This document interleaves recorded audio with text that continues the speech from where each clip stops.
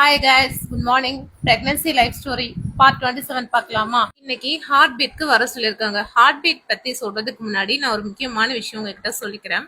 Actually பார்த்தீங்க அப்படின்னா எனக்கு மிஸ்கேரேஜ் ஆச்சுல்ல, ஸோ எக்கோஸ்பிரின் போட சொன்னாங்கல்ல.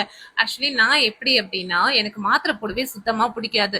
எக்கோஸ்பிரின் வந்து நான் போட்டுட்டே இருந்தேன்னா எனக்கு அது வந்து வெறுப்பாக இருந்தது. அதனால நான் அப்படியே ஸ்டாப் பண்ணிட்டேன்.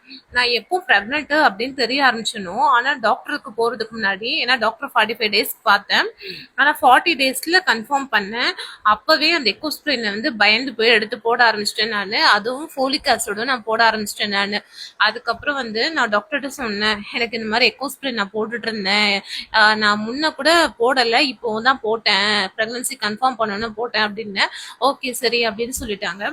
ஹார்ட் பீட் வந்து வந்துருச்சா அப்படின்னு சொல்லிட்டு பார்க்கறதுக்காக போனோம். அப்போ வந்து மேம் வந்து செக் பண்ணாங்க. செக் பண்ணிட்டு வந்து ஓகேம்மா ஹார்ட் பீட் வந்துச்சு அப்படின்ற மாதிரி சொன்னாங்க. ஹார்ட் பீட் வந்துச்சு, ஆனால் ஒரு முக்கியமான ஒரு விஷயம் சொன்னாங்க. அப்பவும் பார்த்தீங்க அப்படின்னா ஹார்ட் பீட்ல எனக்கு ஒரு குழந்தை தாங்க சொன்னாங்க. அப்பவும் ஒரு குழந்தைக்கான ஹார்ட் பீட் ரிப்போர்ட் தான் எனக்கு கொடுத்தாங்க. என்ன சொன்னாங்கன்னா, இந்த மாதிரி வந்து உங்க கர்ப்பப்பையை சுத்தி வந்து பாத்தீங்க அப்படின்னா பிளட் வந்து கிளாத் ஆயிருக்கு, உறைஞ்சு போயிருக்கு. அது வந்து அதை அப்படியே நீங்க விட்டுட்டீங்க அப்படின்னா கர்ப்பப்பைக்குள்ள வந்து அந்த குழந்தை வந்து அடிச்சிரும், இப்படியேதான் சொன்னாங்க, அடிச்சிருவோம் அப்படின்ற மாதிரி சொன்னாங்க.